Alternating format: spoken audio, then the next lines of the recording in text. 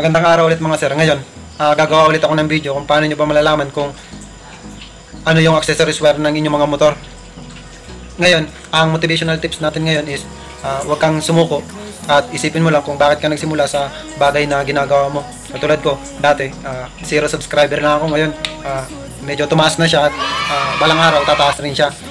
Ngayon, kung hindi pa kayo nakasubscribe sa channel natin, mag-subscribe na kayo kung gusto nyo matuto sa pag-wiring ng motor at sasakyan. Ang content pala natin is about sa pag-aayos ng sasakyan at pag-aayos ng motor. Ngayon, simulan natin mga sir. Ngayon mga sir, ipagpatuloy na natin. Ngayon, kung makikita nyo dito sa video na to, nag-drawing na ako ng diagram about sa 2 wires na ignition switch at 4 wires na ignition switch. At ang title niya is paano malalaman ang accessories wire ng motor. Ngayon, unahin natin tong ignition switch na 2 wires. Ang ignition switch na 2 wires, dalawa lang ang nakapaloob sa kanya. Isang kulay red na wire at isang black na wire. Yung isang red, papunta siya sa battery. Dadaan muna siya sa fuse papunta sa positive ng battery. At itong black naman, yan yung tinatawag na accessories wire. Hindi nagkakaroon ng kuryente yan hanggat hindi nyo binubuksan yung susian ng inyong mga motor. Kapag binuksan nyo na yung susian ng inyong mga motor, dadaloy na yung kuryente niya galing dito sa red wire. Yan ang tinatawag na accessories wire kapag 2 wires lang yung ignition switch nyo. Ngayon, punta naman tayo dito sa 4 wires na ignition switch. Ang meron naman siya is kulay red. Yung kulay red na wire niya, dadaan din siya sa fuse box at papunta sa battery. Yung isang wire naman niya is black white. Siya ang tinatawag na kill switch. Yan ang dahilan kung bakit namamatay yung motor nyo kapag inop nyo yung susian. Naka-direct siya papunta sa CDI. Itong pangatlo naman is kulay green. Yan ang ground ng inyong mga motor. Ito ang magka-partner, black, yung kill switch tsaka ground. Tapos itong last naman na pang-apat, ito yung black. Ito yung tinatawag na accessories wire.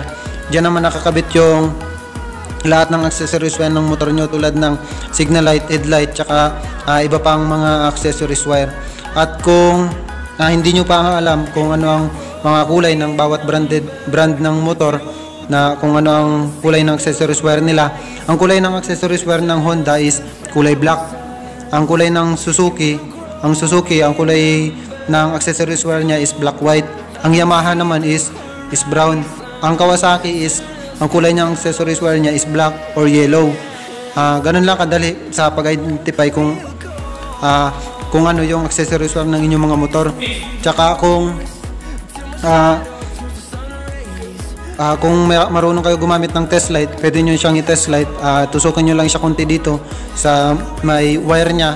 Tapos kapag binuksan nyo yung susian nyo, kapag umilaw, ibig sabihin yun yung accessories wire nyo. Pero kapag tinusok nyo pero hindi nyo pa binubuksan yung susian nyo tapos umilaw na siya, ibig sabihin hindi siya accessories wire, direct siya sa battery, live siya kung tawagin. Ganun lang kasimple ang paghahanap ng accessories wire ng ating mga motor. Kung ma-identify nyo lang dito sa ginawa kong drawing, malalaman nyo na at makakapagkabit na kayo ng mga kung anong gusto nyong ikabit tulad ng mini driving light at mga blue water. Depende sa inyo kung anong trip nyong ikabit sa inyong mga motor. Yan lang naman ang hanapin nyo, accessories wire at ground. Yun lang, at sana huwag nyong kalimutan na mag-subscribe sa YouTube channel natin at mag-like at i-share nyo rin kung nakakatulong tong video na ginawa ko. Yun lang at maraming salamat.